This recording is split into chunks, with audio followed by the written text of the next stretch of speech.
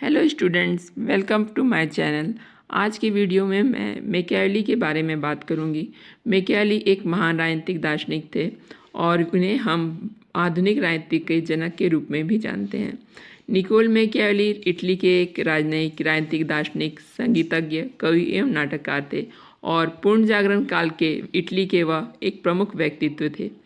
आज उनके जीवन परिचय के बारे में हम जानेंगे। तो शुरू करते हैं आज का वीडियो, जिसमें पहला है मैकियावेली का पूरा नाम क्या था। तो मैकियावेली का पूरा नाम था निकोल दी बर्नार्डो दी मैकियावेली।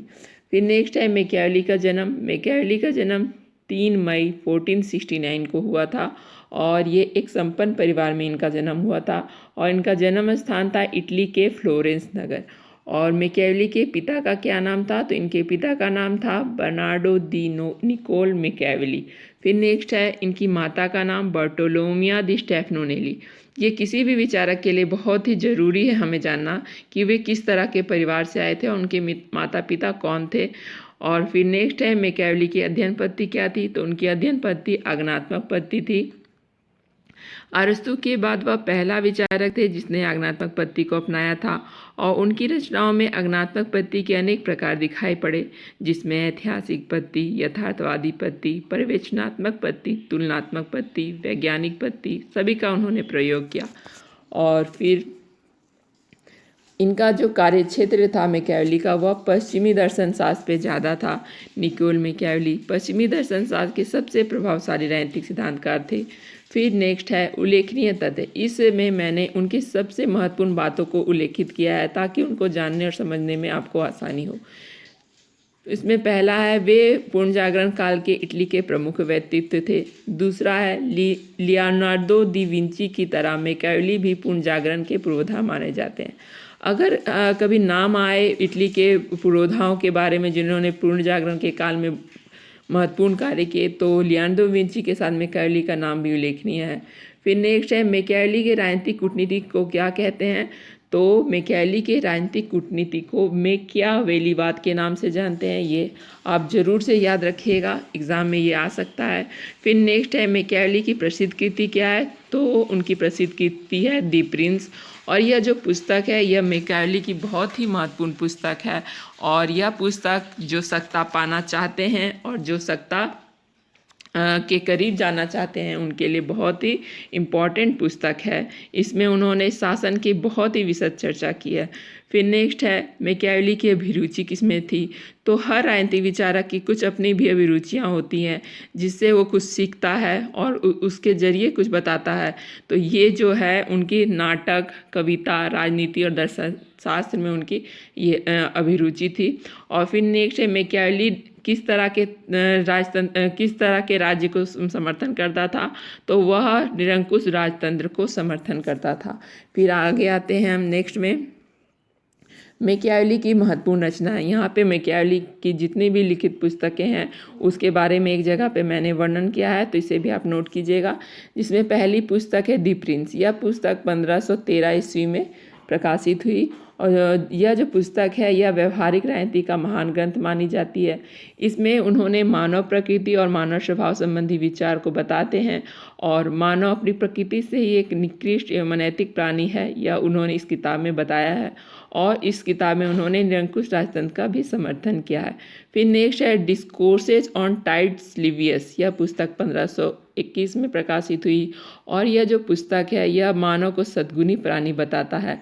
इसके साथ ही डिस्कोर्सेज में गणतंत्रीय शासन की स्थापना, स्थायित्व तथा विस्तार के बारे में इन्होंने विशद रूप से विचार प्रकट किए हैं। फिर नेक्स्ट है दी आर्ट ऑफ वार।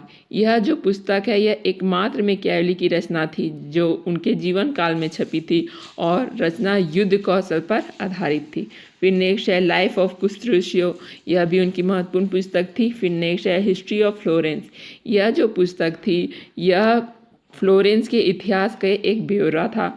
फिर नेक्स्ट है मैंड्रोगोला। मैंड्रोगोला एक सुखांत नाटक था जिसके माध्यम से उन्होंने अपने विचारों को प्रकट किया। फिर नेक्स्ट है बेलफागोर। यह पुस्तक एक व्यंग्यात्मक उपन्यास था। फिर नेक्स्ट है दी गोल्डन एज। यह मैकियावेली की एक कविता थी।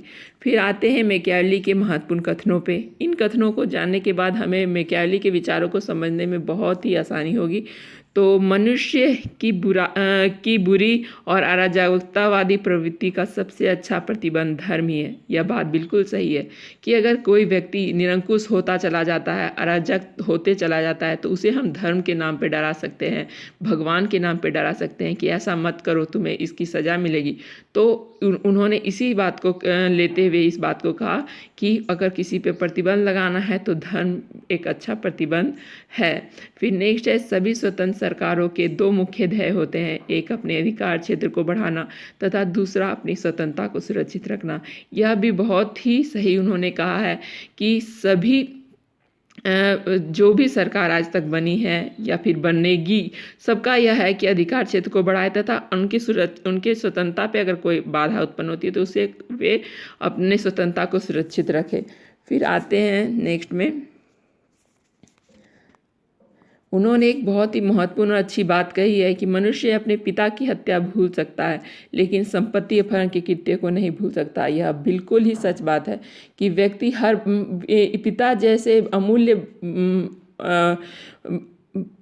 अमूल्य चीज जो होते हैं हमारे लिए, उसकी हत्या को भूल जाता है, लेकिन अगर संपत्ति के बंटवारे में कोई भेदभाव हो तो उसे वह जीवन पर्यंत याद रखता है। फिर नेक्स्ट है, सरकार को न्यायपूर्ण होने के बजाय शक्तिशाली होना अधिक महत्वपूर्ण। यह भी सही है कि अगर सरकार अन्याय भी कर रही है लेकिन वह शक्तिशाली है तो लोग उससे डरेंगे और उसकी बातों को मानने के लिए वे मजबूर हो जाते हैं। तो उनका यह कहना सत्य तो था, लेकिन मतलब कि हम ऐसा चाहेंगे नहीं, ज़रूर हम चाहते हैं हर कोई की सरकार न्यायपूर्ण होनी चाहिए। फिर नेक्स्ट है, राजा आवश्यकता पड़ने पर शेर की तरह बहादुर और खूंखार हो और ज़रूरत पड़ने में लोमड़ी की तरह चालाक। यह बहुत ही अच्छी बात उन्होंने कही है कि हर राजा को अगर आवश्यकता पड़े तो शेर की तरह बहादुर हो जाना चाहिए, और जब वो उसकी समस्याएं उसमें इतनी व्याप्त हो जाए और बाधाएं उसे अगर घेर ले तो लोमड़ी की तरह चालाक होकर उन समस्याओं का समाधान करना चाहिए तथा अपनी बाधाओं को दूर करना चाहिए। फिर नेक्स्ट है, राज्य को नैतिकता अनैतिकता से कुछ लेना देना नहीं। इससे उनका कहने का तात्पर्य यह था कि राज्य का विस्तार हो या राज्य के अधिकार में कोई भी ऐसी बात हो जो उसके विकास में बाधा उत्पन्न करती है, तो उसे नैतिकता अनैतिकता से कोई कुछ लेना देना नहीं, वह अपने कार्य को निरंतर करता ही जाएगा। फिर नेक्स्ट है, मनुष्य अपनी प्रकृति से अनैतिक प्राणी है। वे मनुष्य को अनैतिक प्राणी मानते थे, अहंकारी, स्वार्थी, हृदयहीन, ये मानते थे कि मनुष्य ऐसा ही था। फिर नेक्स्ट है, जब देश की सुरक्षा खतरे में हो तब न्याय या अन्याय, उदारता या क्रूरता, गौरव या लज्जा का कोई विचार नहीं करना चाहिए। सही बात है कि अगर हमारा देश खतरे में हो तो हम अगर अन्याय सोचेंगे, न्याय सोचेंगे तो सब तो हमें ही कुचल के चल जाएंगे। ये हम अपने लिए नहीं बोल रहे, जैसा उनका विचार था मैं उसको बता रही हूँ कि उनका ऐसा विचार था। फिर आगे आते हैं, फिर नेक्स्ट है, पद व्यक्तियों को सम्मानित नहीं करते बल्कि व्यक्ति पदों को सम्मानित करते हैं। सही बात है, किसी भी पद की गरिमा तो व्यक्ति ही बनाता है और व्यक्ति ही उसे सम्मानित करता है। फिर नेक्स्ट है, जहाँ इच्छा शक्ति बड़ी हो वहाँ कठिनाइयाँ नहीं ठहरती। यह भी सही बात है, अगर हम किसी काम को करने की ठान ले तो कितनी भी कठिनाइयाँ आए उस काम को हम जरूर पूर्ण कर लेते हैं।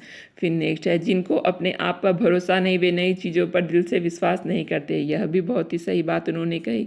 फिर नेक्स्ट है, नए जमाने की चीज़ों को शुरू करने से पहले इन धारणाओं को बनाना जरूरी है कि कोई भी कार्य इतना मुश्किल भी नहीं जिसे किया ना जा सके, न ही कि सफलता के प्रति कोई संदेह हो, ना कोई कार्य संचालन में खतरा। सही बात है, अगर हम किसी भी कार्य के करने को पहले यह सोच ले कि यह कार्य इतना मुश्किल है, नहीं कर सकते, इसमें हमें संदेह होगा कि इस कार्य में हम सफल होंगे कि नहीं होंगे, क्या फ़ायदा होगा, तो वो कार्य का संचालन सही तरीके से हो ही नहीं सकता। फिर नेक्स्ट है, जो व्यक्ति अत्यधिक सम्मानित है वह आसानी से विद्रोह षड्यंत्र नहीं करता। यह भी सही है, सम्मानित व्यक्ति अपने आप में किसी तरह का दाग लगना पसंद नहीं करता, तो वह षड्यंत्र करने से बचता है कि अगर मैं षड्यंत्र करूंगा और किसी को पता चल जाएगा तो मेरी इज्जत और मान सम्मान को ठेस पहुंचेगी। फिर आगे आते हैं, मैकियावेली को प्रथम आधुनिक राजनीतिक वैज्ञानिक किसने कहा था, तो वो उनका नाम है मैकडॉनल्ड ने कहा था। फिर इसमें मैंने कुछ ऐसे बातों को लिखा है जो किसी अन्य विचारक ने उनके बारे में कही है और ये बहुत ही महत्वपूर्ण है। जिसमें दूसरा है, मैकियावेली राजनीति में शक्तिवाद का प्रथम प्रतिपादक था, यह जोन्स ने कहा था। फिर नेक्स्ट है, मैकियावेली का सिद्धांत राज्य के पोषण का सिद्धांत था, न कि स्वयं राज्य का सिद्धांत, यह गेटेल ने कहा है। फिर नेक्स्ट है, मैकियावेली को अपने युग का एक श्रेष्ठ सारांश बताया है W.T. जोन्स ने। ये सारी पंक्तियाँ जरूर से आप याद रखिएगा। फिर नेक्स्ट है, मैकियावेली को राष्ट्र राज्य की अवधारणा का जनक किसने माना है? प्रोफेसर हर्नट शॉ ने माना है। मैकियावेली राज्य के परिवर्तन के संबंध में किस सिद्धांत को स्वीकारता है? तो वे चक्रीय सिद्धांत को। मैकियावेली ने अरस्तु की बात ही चक्रीय सिद्धांत को माना है। उनका मानना है कि राजतंत्र निरंकुश तंत्र में, निरंकुश तंत्र कुलीन तंत्र में और कुलीन तंत्र पुनः राजतंत्र में परिवर्तन होते रहता है। फिर आगे आते हैं हम मैकियावेली के महत्वपूर्ण विचार। यहाँ पे मैंने मैकियावेली के महत्वपूर्ण विचारों को एक जगह पर लिख दिया है और अगले वीडियो में मैं इन सब के बारे में विस्तृत रूप से चर्चा करूँगी। तो पहला है मानव स्वभाव से संबंधित विचार। मैकियावेली के मानव संबंधी विचार को उन्होंने अपने पुस्तक view of Machiavelli human nature, discourses of life तथा प्रिंस में इन्होंने इसके बारे में बताया है। फिर नेक्स्ट है राज्य संबंधी विचार।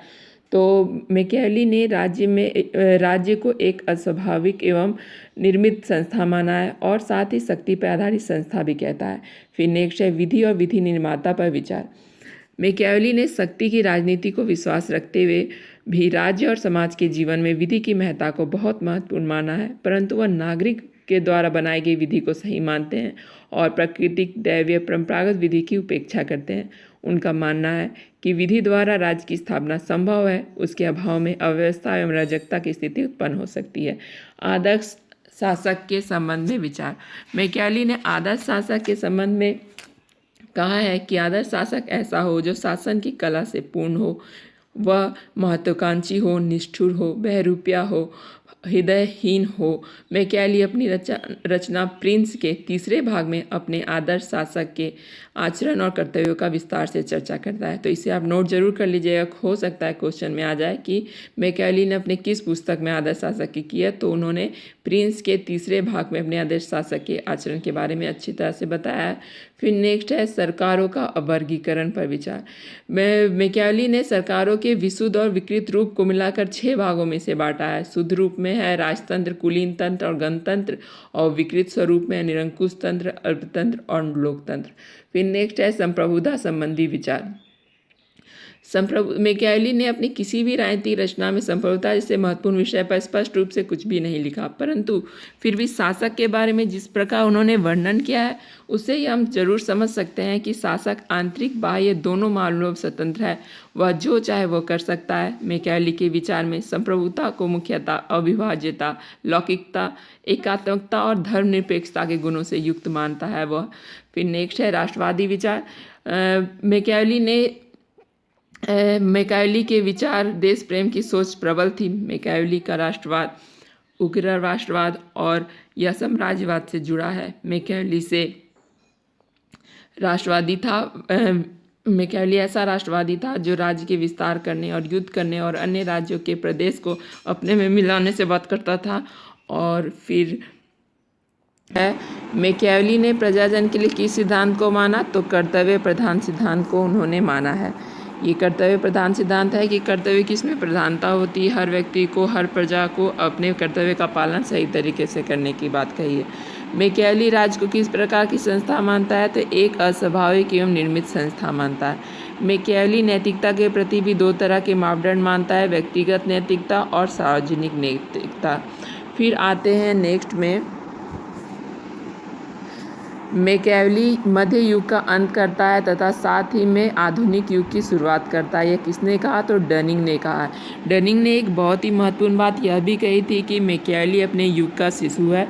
तो इसे भी आप जरूर से लिख लीजिएगा, ये बहुत ही इम्पॉर्टेंट है और अक्सर एग्जाम में आता है कि मैकियावेली अपने युग का शिशु है। किसने कहा? तो यह डनिंग ने कहा। और ये अंत में मैं इस बात को मेंशन करूंगी कि मैकियावेली की मृत्यु को मैंने इसमें नहीं लिखा है, लेकिन 21 जून 1527 को उनकी मृत्यु हो गई थी। और यह जीवन परिचय में बहुत ही महत्वपूर्ण चीज़ है, तो इसे भी आप ज़रूर नोट कर ले। 1527 है डेट उनकी मृत्यु का, तो इसे आप ज़रूर से लिख लीजिएगा। चलिए, तो आज का वीडियो बस यहीं तक, और अगले वीडियो में मैं मैकियावेली से ही संबंधित बातों को लेके आऊँगी। तो प्लीज़ मेरे वीडियो को लाइक एंड सब्सक्राइब ज़रूर से करें। Thank you.